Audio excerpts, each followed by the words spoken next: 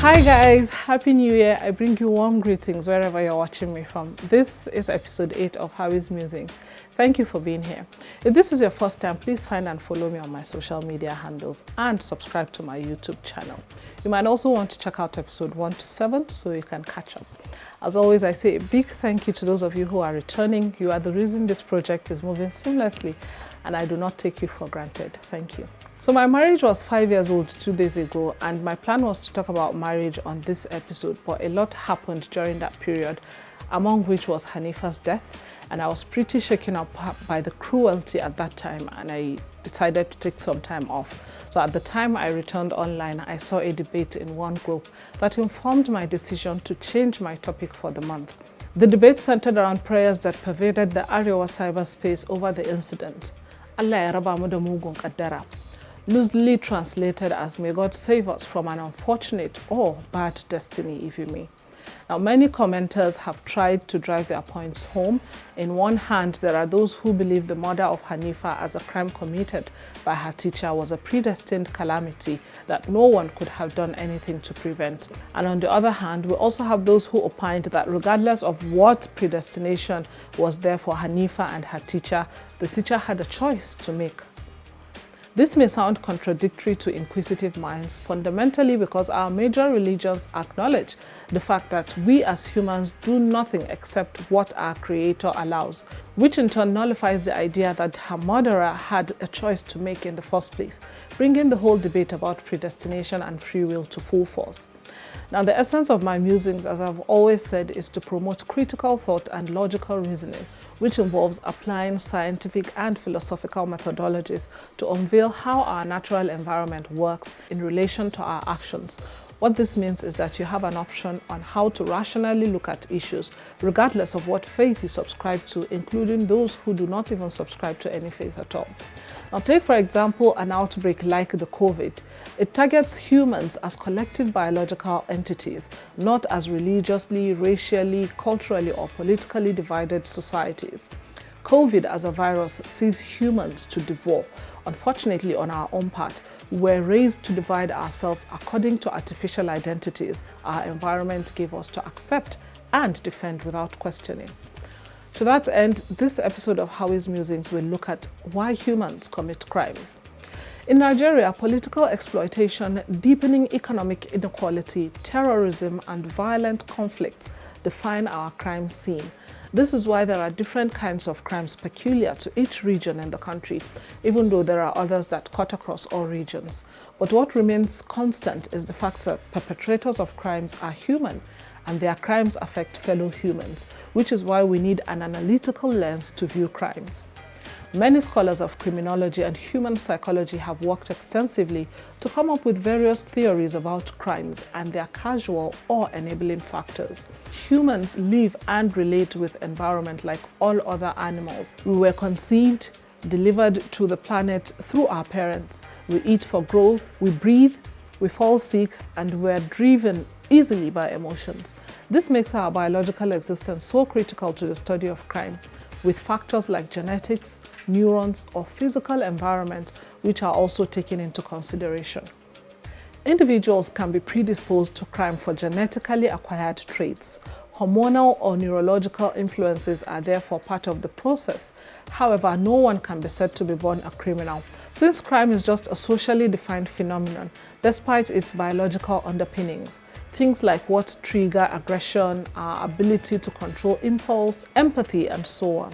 Modern biological theories of crime, however, focus more on how different components of our brain are responsible for thoughts, emotions, and behaviors, and how the dysfunction of those parts can enable criminality.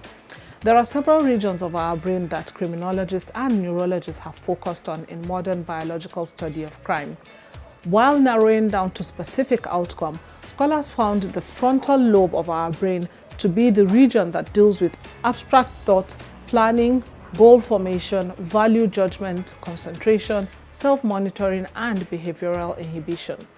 Neuroscientists also study how chemicals in the brain known as neurotransmitters can work to influence thought, emotion, and behavior. These chemicals are known to us as hormones, which are the chemicals used by the body to communicate between cells. Indeed, there are practical ways of examining the processes by which such hormones react in some individuals to influence negative action, which scholars define as criminal behavior. Now, these, among many factors, can be scientifically traced to why some humans become more susceptible to committing crimes than others. It will also be interesting to ask why we tend to unanimously condemn some actions as immoral and criminal, regardless of our differences in values and orientations, but we end up disagreeing with others. Now, I have seen people say over time things like, we are such a religious nation, yet we do all these bad things. And you hear things like, we are religious, but we are not godly. I don't understand what that means, but what I know is that each religion of the world tries to teach morality in accordance with its doctrines. Even though certain moral codes for society is as old as the existence of modern humans, we are talking many centuries before the coming of organized religions. And it goes to tell us that even our ancestors who lived before organized religions had some set of moral codes suitable for their civilizations that members of their community would have had to respect and obey. What we must always keep in mind is the fact that those considerations in history that determined moral ethics had always reflected on the peculiarities of that particular era. For instance, buying humans to keep as slaves for labor and sexual purposes was morally acceptable across the world just some few hundreds of years ago. And that is why some holy books even regulated the relationship between slaves and their masters for justice equitable to that particular period. Here we find ourselves in an era which civilization rejects slavery and trade and therefore makes the practice immoral and criminal. That's also the reason all the human societies that have been studied so far had their own peculiar forms of morality. Now, the difference existing between cultures and religions when it comes to moral values should also be a source of introspection for any student of social science. In Christianity, for instance, it is immoral for a man to have more than one wife, while it is perfectly okay for a Muslim man to have 4. All Abrahamic religions consider polyandry immoral, but the Hindus don't. Like I always say, waiting back you, now you face another person. We can only benefit from our wonderful differences by accepting one another as humans first that need each other's contribution to live and prosper, while projecting our harmless differences to be the avenue for our mutual interaction. We need to put the human welfare at the center of our moral outlook. So how then do we mold our own morality? How do we define right and wrong with a sense of responsibility? Like for one to own up to the actions they are responsible for without bringing the devil into the equation as a scapegoat, using statements like, it's the devil that got over me, or like my people would say, Gadara Cheta Gafata, meaning that the evil action was predestined by divinity.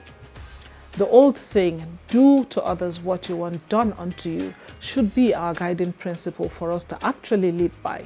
Put yourself in the position of others, keeping in mind all possible factors we study on human behaviors that could affect how people behave. This is greatly going to help in providing appropriate interventions aimed at neutralizing some negative tendencies in individuals.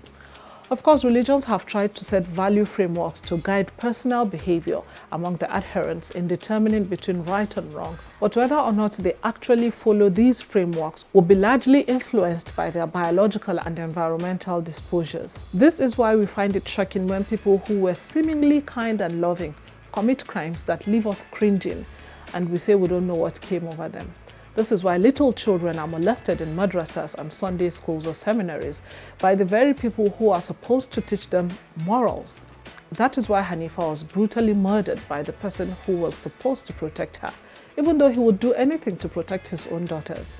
That is why a son would kill his mother so he can get rich. We can only differentiate ourselves from animals in the wild by taming our negative instincts without attempting to justify or make excuses for them. This is also where parents, guidance, and civil institutions have a larger role to play. We need to go beyond raising our children with exclusive religious values. We must go further to inculcate in them the spirit of respecting the sanctity of human life in general, as good as they value their own lives. That's it on episode 8 of How is Musings. Thank you for being here. Now, before I sign out, I would like to say a huge thank you to our sponsor. Like I announced earlier during the week, he has promised to sponsor one person every month, and this month he decided to sponsor a widow. We collected nominations and Tina Jonathan is our lucky winner for this month. Congratulations, you have won yourself 50,000 Naira and we hope it does something for you. Remember to find and follow me on my social media handles and don't forget to share this video. Till I come your way next month, it's bye for now.